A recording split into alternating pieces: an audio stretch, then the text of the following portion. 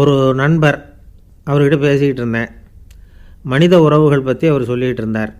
அமெரிக்காவில் தந்தை மகன் உறவு எப்படி இருக்குது அப்படிங்கிறத விளக்கிறதுக்கு அவர் ஒரு கதையை சொன்னார். ஒரு அப்பா பகல் பூராவும் அலுவலகத்தில் வேலை, ஓடி ஆடி உழைச்சிக்கிட்டு களைச்சி போய் ராத்திரி 10 மணிக்கு மேலே வீடு திரும்பினான். வீட்டு வாசலில் அவரோட மகன் காத்துக்கிட்டு இருக்கிறான். இன்னமும் தூங்கலை. அப்பாவை வாசல்லையே தடுத்து நிறுத்தி, அப்பா உனக்கு சம்பளம் எவ்வளவு அப்படின்னு கேட்குறான். ஏற்கனவே ஆஃபீஸு பிரச்சனைகளால் அலுத்து போய் திரும்புகிற அப்பாவுக்கு கோவம் வந்துடுது. என்னடா இப்படிலாம் கேளுன்னு உங்கள் அம்மா உனக்கு சொல்லி கொடுத்தாளா அப்படின்னு சொல்லிவிட்டு உள்ளே போய் சட்டையை கட்டி மாட்டிவிட்டு குளிச்சுவிட்டு மறுபடியும் வெளியில் வந்து உடையை மாற்றுகிற சமயம் அப்போ மறுபடியும் மகன் உள்ளே வந்து நிற்கிறான் அவர் முன்னாடியே. அப்பா உனக்கு எவ்வளவு சம்பளங்கிறான் மறுபடியும். அப்பாவுக்கு எரிச்சல் அதிகமாகிட்டுது. மணிக்கு $20 போதுமா அப்படின்னார். அப்படின்னா எனக்கு ஒரு $10 தர முடியுமான்னா மகன். இதுக்கு தான் என் சம்பளம் எவ்வளவுன்னு கேட்டியா? 2ஆம் வகுப்பு படிக்கிற உனக்கு எதுக்குடா $10 அப்படின்னு கத்திவிட்டு தொலைக்காட்சி பெட்டியின் முன்னாடி போய் உட்காந்துக்கிட்டு ஏதோ நிகழ்ச்சியை பார்க்க ஆரம்பிச்சிட்டார். கொஞ்ச நேரம் கழித்து மறுபடியும் மகன் வந்து நிற்கிறான். அப்பா ப்ளீஸ் எனக்கு ஒரு $10 கொடுக்க முடியுமா? மகனுடைய கண்களில் கண்ணீர். என்னடா அவன் கண்ணீரை காட்டி காரியம் சாதிக்கலாம்னு பார்க்குறியா? ஒரு காசு கூட கொடுக்க மாட்டான் போ அப்படின்னு விரட்டி விட்டான். மகன் கண்ணீரை தொடச்சிக்கிட்டே கண்ணை தொடச்சிக்கிட்டு பேசாமல் போய் படுத்துக்கிட்டானான். கொஞ்ச நேரம் ஆச்சு. அப்பாவோட கோபம் கொஞ்சம் கொஞ்சமாக குறைஞ்சிது. பிள்ளைகிட்ட கோபமாக கத்துனது தப்பு தாங்கிறது புரிஞ்சுது அவனுக்கு. எழுந்திரிச்சு போனான், படுக்கை இறக்கி போனான். மகனை பார்த்தான். அவன் தலையணையை கட்டி பிடிச்சிக்கிட்டு அழுதுகிட்டு இருக்கிறான். அவனை மெல்ல நெருங்கி அவங்ககிட்ட எதமாக பேசுகிறதுக்கு ஆரம்பித்தானான். எதுக்குடா உனக்கு $10 பள்ளிக்கூடத்தில் கேட்டாங்களா அப்படின்னு கேட்டானான். மகன் சொல்லியிருக்கான், இல்லை டாடி, உனக்கு 1 மணி நேரம் சம்பளம் $20ன்னு சொன்னேன். நீ ஏற்கனவே எனக்கு கொடுத்த பாக்கெட் மணி $10 என்கிட்ட இருக்குது. இப்போ நீ இன்னொரு $10 கொடுத்தீங்கன்னா அதையும் சேர்த்து $20 ஆகிடும். அந்த $20 நான் உனக்கு கொடுத்துருவேன். அப்படி கொடுத்தா நீ என் கூட 1 மணி நேரம் செலவழிப்ப இல்லையா? அதுக்காக தான் $10 கேட்டேன் அப்படின்னு சொன்னானான். அந்த அப்பா கண்ணு கலங்கி போச்சான். ஆதரவோடு தன்னுடைய மகனை கட்டி பிடிச்சி அழ ஆரம்பிச்சிட்டாராம். இதுதான் நண்பர் சொன்ன கதை. அமெரிக்கா மட்டும் இல்லை, உலகம் பூராவும் இன்றைக்கி மனித உறவுகள் இப்படி தான் மாறிட்டுருக்கு. பெரியவர்கள் அறிவுரை என்ன தெரியுமா? உங்கள் குழந்தைகளிடமிருந்து குழந்தை பருவத்தை பிரித்து விடாதீர்கள் அப்படிங்கிறது தான். அதாவது இன்றைய குழந்தைகள் தங்கள் பிருந்தாவனத்தை இழந்து விடுகிறார்கள் அப்படிங்கிறது அவங்களுடைய கருத்து. இந்த நிலைக்கு நாம் காரணமாக இருந்துடக்கூடாது. குழந்தைகளோட விளையாடுவோம், குடும்பத்தோடு உறவாடுவோம் அப்படிங்கிறது தான் நம்முடைய நோக்கமாக இருக்கணும். இன்றைய உறவு முறைக்கு இன்னொரு உதாரணம் சொல்லுவாங்க. ஒருத்தர் வந்தாராம். அவர் பக்கத்தில் ஒரு சின்ன பையன். நாம் அவரை விசாரிக்கிறோம், யார் இந்த பையன் அப்படின்னா அவர் சொல்கிறார், இவன் எனக்கு தூரத்து உறவு அப்படின்னாராம். இந்த தூரத்து உறவுன்னா எப்படின்னு இருக்கான். இதுக்கு அவன் சொல்லியிருக்கிறான், இவன் எங்கள் அப்பாவுக்கு 8வது புள்ள அப்படின்னானான். ஒரு ஊரில் ஒரு பெரிய ஞானி இருந்தார். அவர் படுக்கையில் இருந்தார். இன்னும் கொஞ்ச நேரம்தான் அவர் இந்த உலகத்தில் இருக்க போகிறார். அவரை சுற்றி ஏகப்பட்ட கூட்டம். ஏற்கனவே அவருடைய உபதேசங்களை கேட்டவங்க பல பேர் அவரை சுற்றி நிற்கிறாங்க. அந்த ஞானி மெதுவாக கண்ணை திறந்து பார்க்குறார். எல்லாரும் அவருடைய கடைசி வார்த்தையை கேட்கறதுக்காக அவளோட காத்துக்கிட்டு இருக்கிறாங்க. அந்த ஞானி மெதுவாக பேச ஆரம்பித்தார். நான் என்னுடைய வாழ்நாள் பூராவும் உங்களுக்கு நிறைய போதனைகள் சொல்லிக்கிட்டு இருக்கிறேன். பேரானந்தம், மகிழ்ச்சி, தியானத்தன்மை, இதை பற்றியெல்லாம் சொல்லியிருக்கிறேன். இப்போ நான் வேறு ஒரு கரைக்கு போய்கிட்டுருக்கிறேன். நான் இனிமேல் இந்த கரையில் இருக்க மாட்டேன். நீங்கள் நான் சொன்னதையெல்லாம் கேட்டீங்க, ஆனால் எதையும் நீங்கள் நடைமுறைப்படுத்தி பார்க்கல.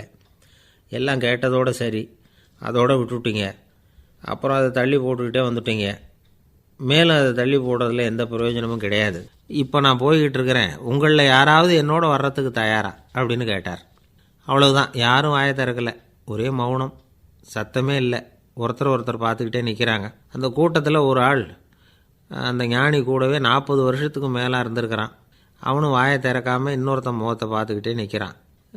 இந்த சமயத்தில் பின்னாடி நின்றுக்கிட்டு இருந்த ஒருத்தன் கையை தூக்கினான். ஞானி அவனை பார்த்தார். சரி, ஒருத்தனுக்காவது நம்மோட வர்றதுக்கு தைரியம் இருக்குது அப்படின்னு நினச்சார். ஆனால் அந்த ஆள் என்ன சொன்னான் தெரியுமா? ஐயா, நீங்கள் கேட்குறப்போ நான் உடனே எழுந்திருக்கல, கையை மட்டும்தான் தூக்கினேன். என்ன காரணம்னா, நான் எப்படி அடுத்த கரைக்கு வந்து சேர்றதுங்கிறது தெரிஞ்சுக்கிறதுக்காக தான். அந்த விவரத்தை மட்டும் இப்போ உங்ககிட்ட இருந்து நான் தெரிஞ்சுக்க ஆசைப்பட்றேன். ஏன்னா இப்போ நான் உங்கள் கூட வர்றதுக்கு தயாராக இல்லை. எவ்வளவோ காரியங்களை நான் இன்னும் இங்கே முடிக்க வேண்டியிருக்குது. வீட்டுக்கு ஒரு விருந்தினர் வந்திருக்கிறார், என்னுடைய இளைய மகனுக்கு கல்யாணம் பண்ணி வைக்கணும். அதனால் இன்றைக்கி உங்கள் கூட வர முடியாது. அது மட்டும் இல்லை, இப்போ உங்கள் கூட அடுத்த கரைக்கு வந்தால் திரும்பி வர முடியாதுன்னு வேறு சொல்கிறீங்க. அதனால் இப்போ நான் வரலை. இன்னொரு நாள் நிச்சயமாக நான் வர்றேங்க, வந்து உங்களை சந்திக்கிறேன். அதனால் இப்போ நீங்கள் இன்னொரு தடவை எங்களுக்கு விளக்கமாக சொல்லணும். ஏற்கனவே பல தடவை சொல்லியிருக்கிறீங்க. தயவு பண்ணி இப்போ ஒரு தடவை சொன்னீங்கன்னா சௌகரியமாக இருக்கும். அந்த அடுத்த கரையை அடையிறது எப்படி, இப்போ ஒரு தடவை அதை விளக்கமாக சொல்லிட்டிங்கன்னா நல்லா ஞாபகப்படுத்திக்குவேன். அது சரியான சமயம் வர்றப்போ இது எனக்கு உதவியாக இருக்கும் அப்படின்னு நானும். ஆனால் உண்மை என்ன தெரியுமா, அந்த சரியான சமயம் வரவே இல்லை அப்படிங்கிறது தான் உண்மை.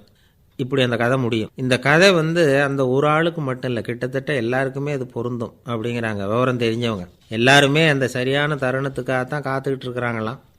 அதுக்காக ஜோசியம் பார்க்குறாங்க, கைரேகை பார்க்குறாங்க, நாளைக்கு என்ன நடக்குங்கிற ஆவலில் எல்லாரும் காத்துக்கிட்டு இருக்கிறாங்க. ஆனால் அந்த ஒரு நாள் ஒருபோதும் வரப்போகிறதில்ல. நீங்கள் தள்ளி போடுறதுக்காக பல அர்த்தமில்லாத காரணங்களை தேடுறீங்க அப்படிங்கிறார் ஒரு ஞானி. காத்திருக்கிறதுலேயே நம்ம காலம் ஓடி போயிடுது. ஏன்னா இன்றைக்கி நாம் சிந்திக்கிறது நாளைக்கு நாம் சிந்திக்கிறது இல்லை. ஒவ்வொரு நாளும் ஒவ்வொரு மாதிரி போயிடுது. நாளைக்கு மறுநாளை பற்றியே சிந்திக்கிறோம். இப்படியே அது பாட்டுக்கு போயிடும். கரையை தொட்டு பார்க்குறது எப்போ, இதுதான் கேள்வி. நமக்கு வேண்டியப்பட்ட ஒருத்தர் ஒரு ரயில்வே பிளாட்ஃபாரத்தில் நின்றுட்டு இருக்கிறார். அங்கே இருக்கிறவங்ககிட்ட கேட்குறாராம், விசாரிக்கிறார், ஏங்க கிழக்க போகிற ரயில் போயிட்டுதுங்களான்னாராம். போயிட்டுதுன்னு இருக்கிறாங்க. கொஞ்ச நேரம் கழித்து ஏங்க மேற்க போகிற ரயில் போயிட்டுதுங்களான்னு கேட்டிருக்காரு. போயிட்டுதுங்களான் இருக்காங்க. அப்புறம் கொஞ்சம் நேரம் கழித்து மறுபடியும் ஏங்க 10:30 மணி வண்டி போயிட்டுதான்னு கேட்டிருக்கார். தொடர்ந்து காலையிலேருந்து சாயந்தரம் வரைக்கும் இப்படி ஒரே இடத்துல நின்றுட்டு கேட்டுக்கிட்டே இருக்கிறார். இதை பார்த்துக்கிட்டு இருந்த ஒருத்தர் அவர்கிட்ட ஏங்க நீங்கள் எங்கே போகணும் அப்படின்னு கேட்டாராம். இவர் மெதுவாக சொன்னாராம், இந்த ரயில்வே லைனை தாண்டி அந்த பக்கம் போகணும் அப்படின்னாராம். ஒரு மனுஷனுக்கு 3 விதத்தில் கர்வம் உண்டாகிறதுக்கு வாய்ப்பு உண்டு. பணம், பதவி, புகழ். பணம் அதிகமாக வந்தால் கர்வம் வரலாம். பதவி பெருசாக வந்துட்டுதுன்னா கர்வம் வரலாம். புகழ் அதிகமாக போனாலும் கர்வம் வரலாம். இந்த 3 வகையான கர்வத்துக்கும் இடம் கொடுக்காமல் இருக்கிறாங்க பாருங்கள், அவங்க தான் சிறந்த மனிதர்கள். ஒரு பெரிய பொறுப்பில் இருக்கிறவங்களுக்கு கர்வம் வந்துடக்கூடாது. அப்படி வந்துட்டுதுன்னா அது எல்லாருக்கும் இடைஞ்சல். ஒரு ராஜா இருந்தார். அவர் ஒரு நாள் தன்னுடைய தலைநகரத்தை சுற்றி வந்துக்கிட்டு இருந்தார். ஒரு இடத்துல ஒரு அழகான நிலத்தை பார்த்தார். ஆஹா, இந்த இடத்துல நமக்குன்னு ஒரு மாளிகையை கட்டினா எவ்வளோ நல்லாயிருக்கும் அப்படின்னு நினச்சார். ராஜா நினச்சா அது முடியாத காரியமா? சரி, இந்த நிலம் யாருக்கு சொந்தம்னு விசாரிங்க அப்படின்னார் பக்கத்தில் இருந்தவங்கக்கிட்ட.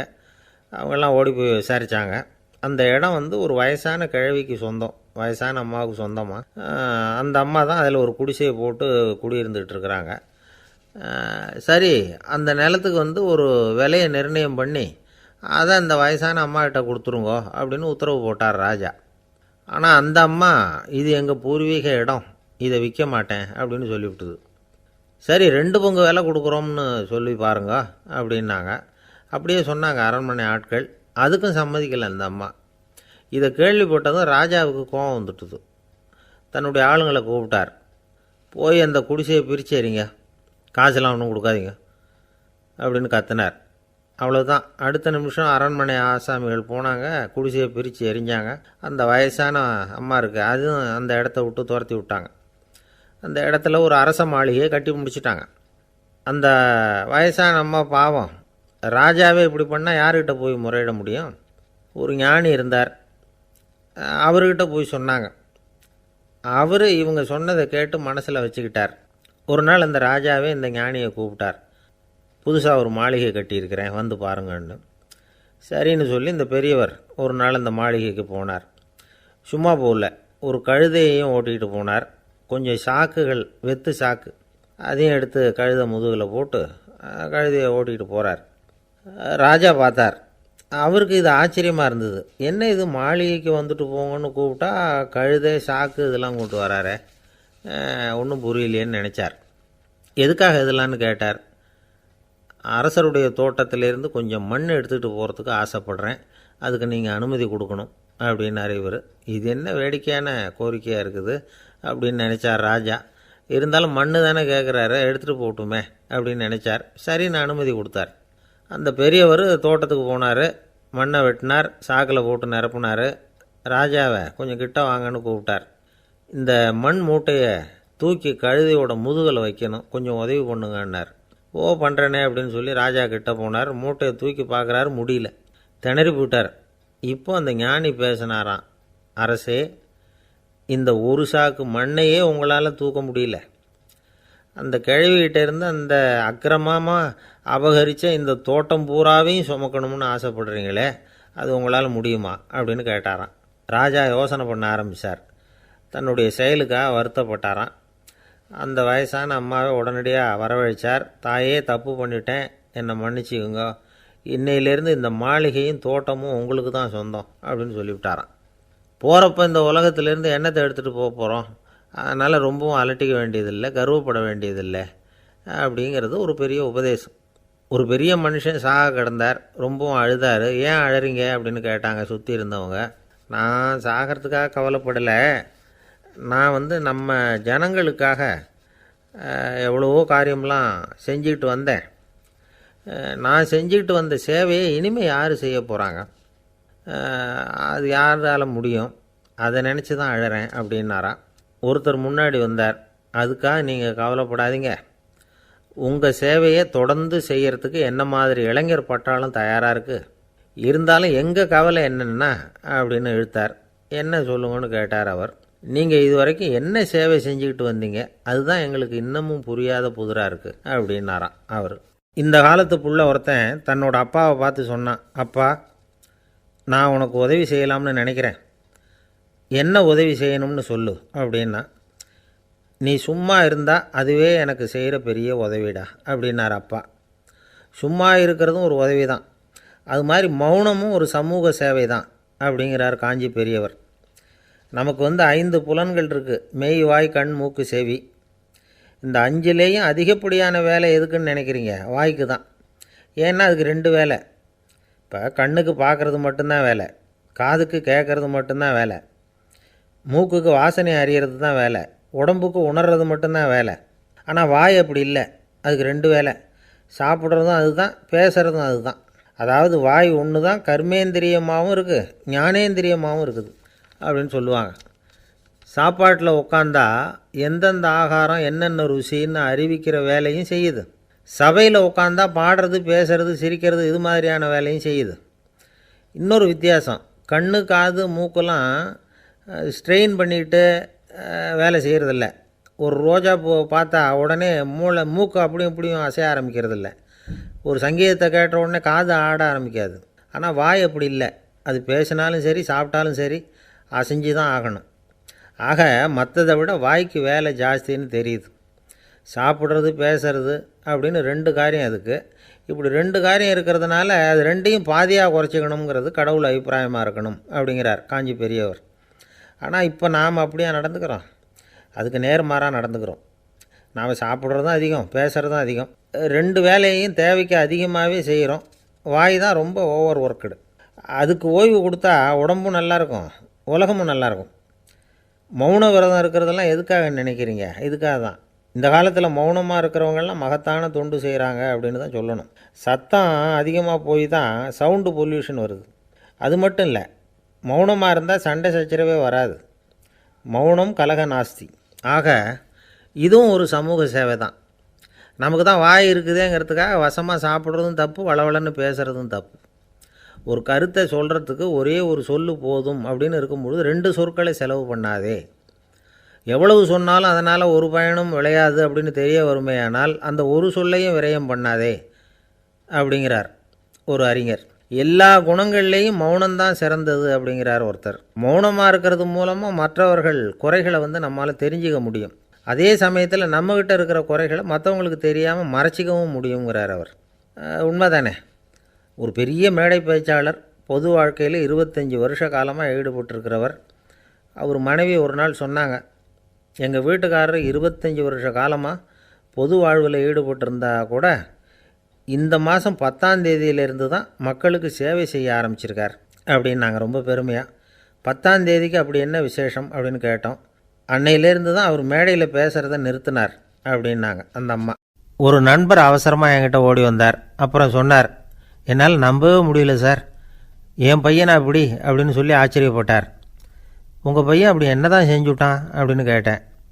என்னால் முடியாத ஒரு காரியத்தை அவன் செஞ்சுட்டான் சார் அப்படின்னார். அது என்னன்னு தான் சொல்லுங்களேன். என்ன 5வது வகுப்பில் அவன் ஒரே தடவையில் தேறிட்டான் சார், அதாவது ஒரே அட்டம்ப்டில் பாஸ் ஆகிருக்கான் அப்படின்னார் மூச்சு வாங்க. கஷ்டப்பட்டு பரீட்சை எழுதுனது அவன், இவருக்கு ஏன் மூச்சு வாங்குது?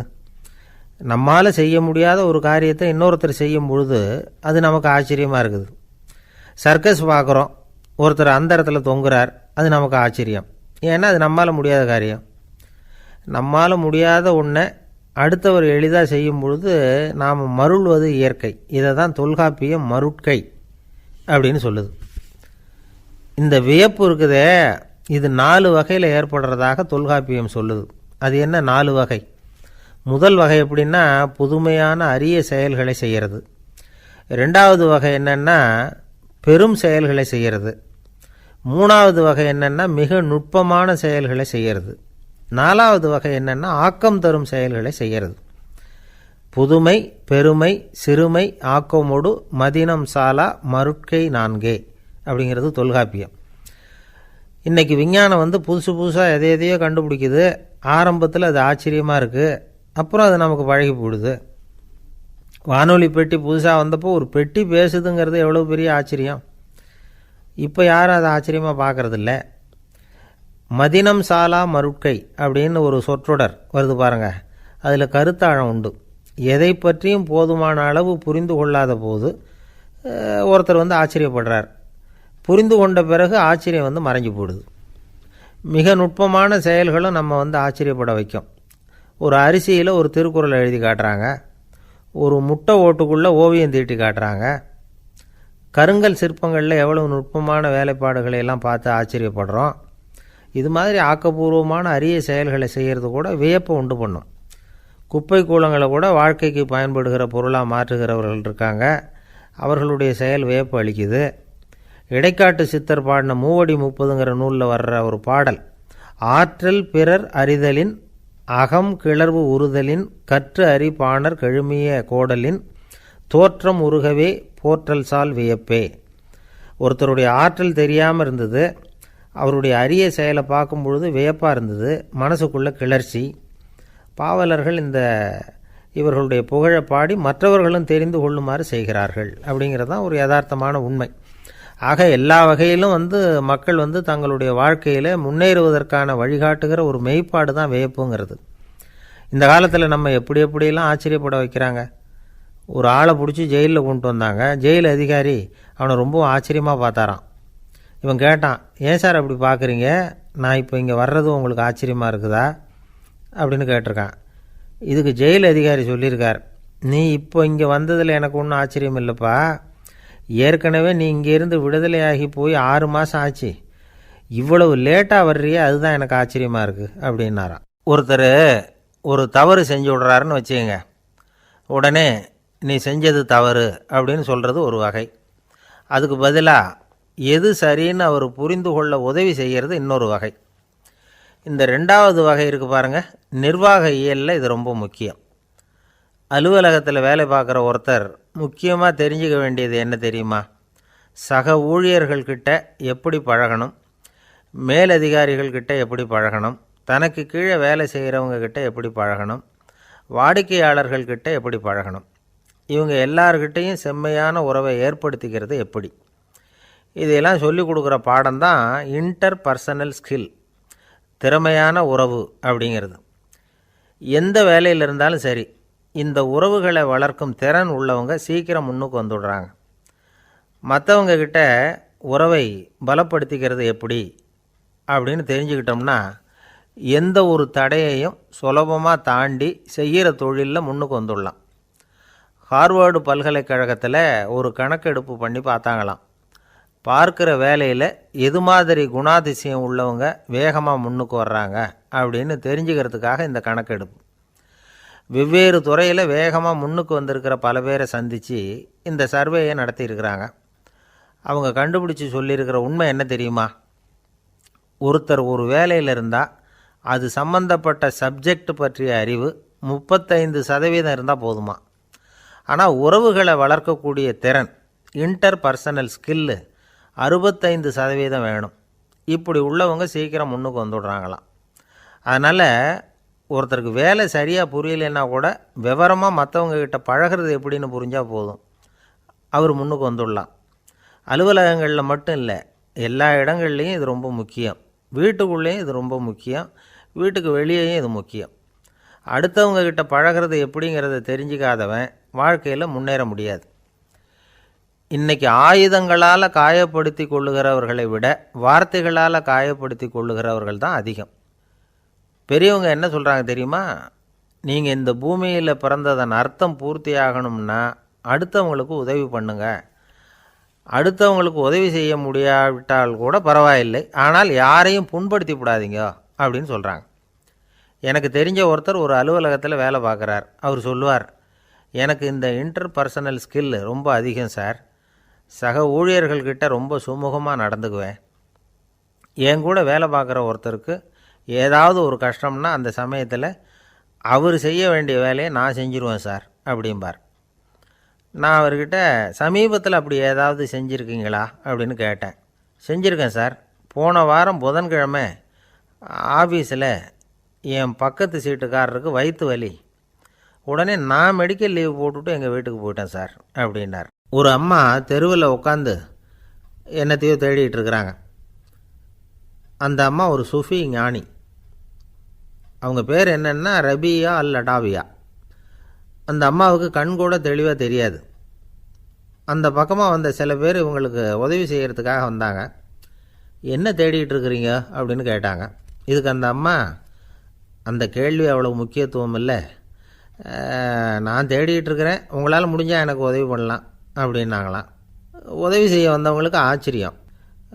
எதை தேடுறோங்கிறது தெரியாமல் இப்படி ஏன் நேரத்தை செலவழிக்கிறீங்க, நாங்கள் எப்படி உங்களுக்கு உதவ முடியும், எங்களுக்கு ஒன்றும் புரியலையே அப்படின்ட்டுருக்காங்க.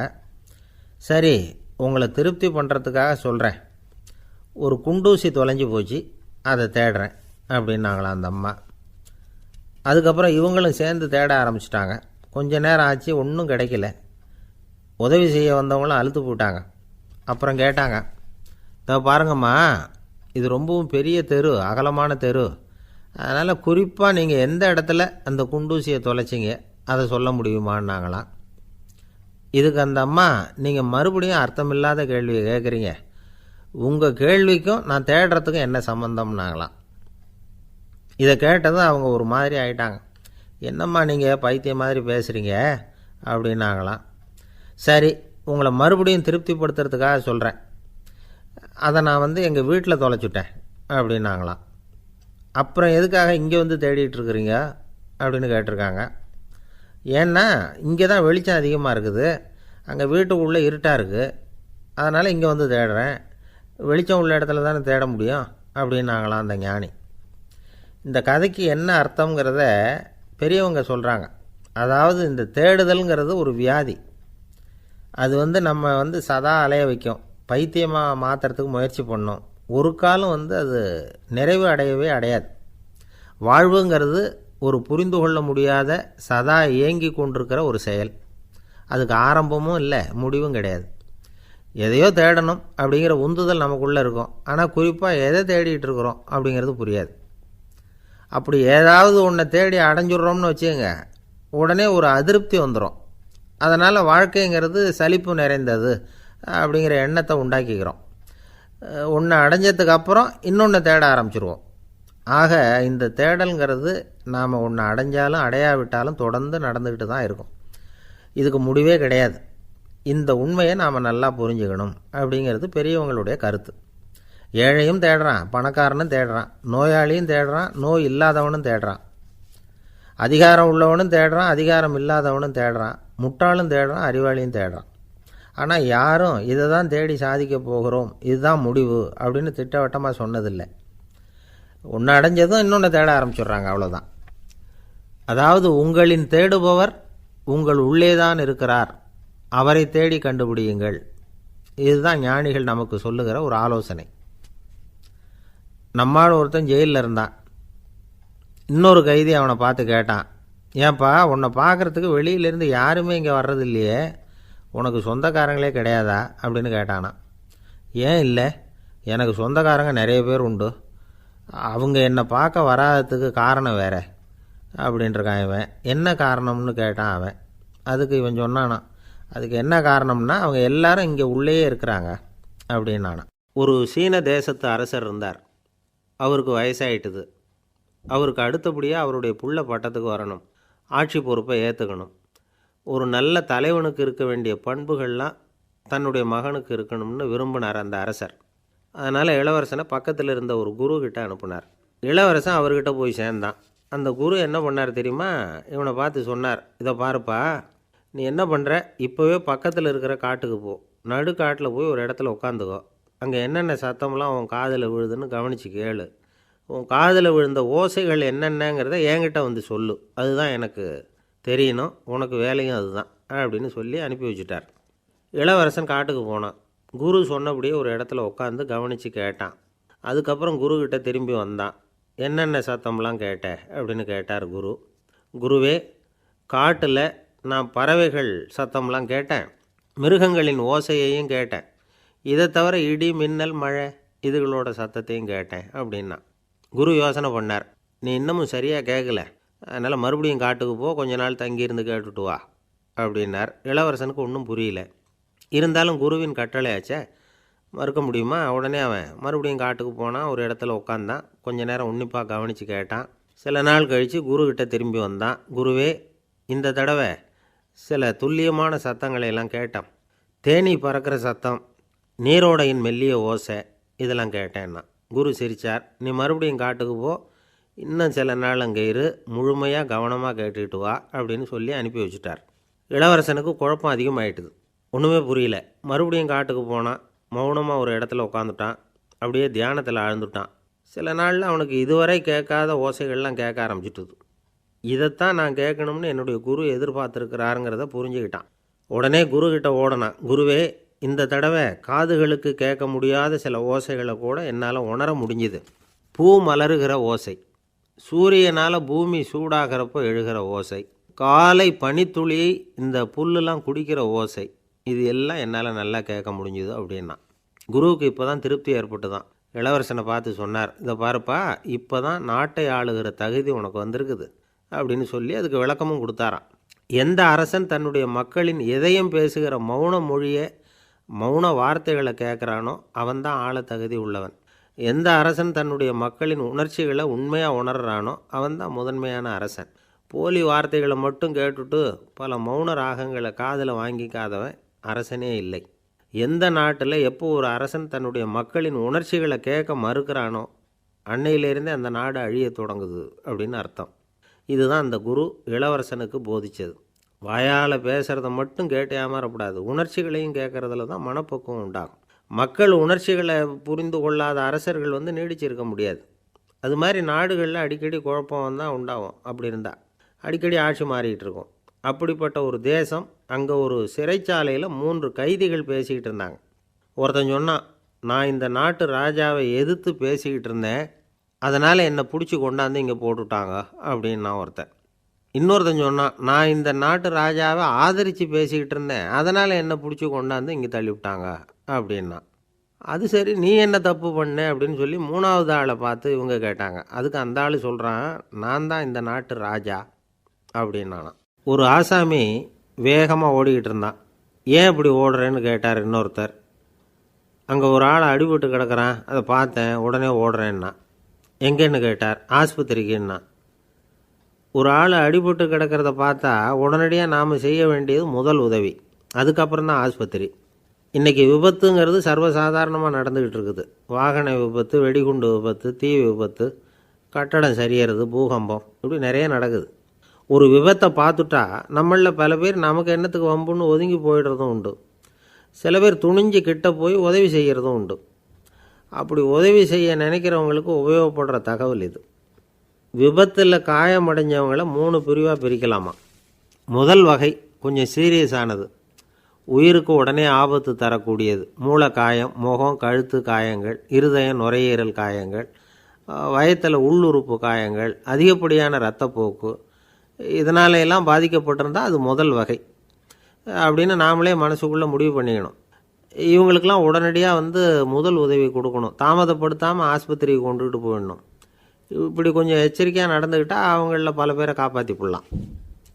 ரெண்டாவது வகை எப்படின்னா, முதல் உதவி விரைவாக கிடைச்சா உயிர் பிழைக்கக்கூடிய மார்பு காயங்கள், கைகால் எலும்பு முறிவு, இடுப்பு முதுகெலும்பு காயம், சீரான இரத்த சேதம், இப்படிப்பட்டவங்களை ரெண்டாவது வகையாக பிரிக்கணும். ஆபத்து இல்லாத சிராய்ப்புகள், சிறு காயங்கள், இரத்த உறைவுகள், இதனால் பாதிக்கப்படுறவங்க மூணாவது வகை. ஒருத்தர் தலையில் அடிபட்டு நினைவு விழுந்துட்டார்னு வச்சுங்க, அவருக்கு வாந்தி வர்றதுனால புறையேறி மூச்சு அடைப்பு உண்டாகும். இப்படி ஆகாமல் இருக்கிறதுக்காக தலையை ஒரு பக்கமாக சாய்ச்சி வைக்கலாம். நாடி துடிப்பையும் இதய துடிப்பையும் தொட்டு பார்க்கணும். அது குறைஞ்சிருந்தாலும் சரி, நின்று இருந்தாலும் சரி, அவர் மார்பை நிமிஷத்துக்கு 80 தடவை உள்ளங்கையால் அழுத்தி இதய துடிப்பை மீட்கிறதுக்கு உதவி பண்ணணும். கழுத்தில் காயம்பட்டாலும் ஆபத்து அதிகம். கழுத்துக்கு அடியில் ஒரு துண்டை மடித்து வைக்கலாம். 2 பக்கமும் சின்ன தலையணை அல்லது துணி மடிப்புகளை வச்சு கழுத்தை அதிகமாக அசையாமல் பார்த்துக்கலாம்.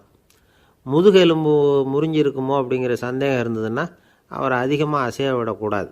அதிகமாக அசைஞ்சால் தண்டு இடத்துல பாதிப்பு ஏற்பட்டு கைகால் விளங்காமல் போயிடும். அவரை ஒரு கனமான போர்வை இல்லைன்னா பாயில் படுக்க வச்சு 4 பேர் மெதுவாக தூக்கி மருத்துவ உதவிக்கு அனுப்பி வைக்கலாம். கையெலும்பு முறிஞ்சிருந்தால் முறிஞ்ச பாகத்தை உடம்போடு சேர்த்து அசையாமல் கட்டி போடலாம். கால் எலும்பு முறிஞ்சிருந்தால் மற்ற காலோடு சேர்த்து கட்டி போடலாம். முறிஞ்ச பாகம் தொங்காமல் பார்த்துக்கணும். அப்போ தான் வீக்கம் உண்டாகாமல் இருக்கும். வெட்டு காயம், குண்டடிப்பட்ட காயம், இதிலெல்லாம் ரத்தப்போக்கு அதிகமாக இருக்கும். ரத்தம் வெளியேற ஆபத்து அதிகம். சுத்தமான துணியை பல மடிப்புகளை மடித்து காயத்தின் மேலே வச்சு அழுத்தமாக ஒரு 10 நிமிஷம் பிடிச்சிக்கணும். ரத்தம் நின்ன உடனே காயத்துக்கு கட்டு போடலாம். சில சமயம் காயம்பட்ட பாகத்தை உயரமாக தூக்கி பிடிச்சிக்கிட்டா தான் ரத்த கசிவு நிற்கும். இந்த விவரங்களையெல்லாம் கொஞ்சம் மனசில் வாங்கி வச்சுக்கிட்டோம்னா சமயத்தில் உதவும்.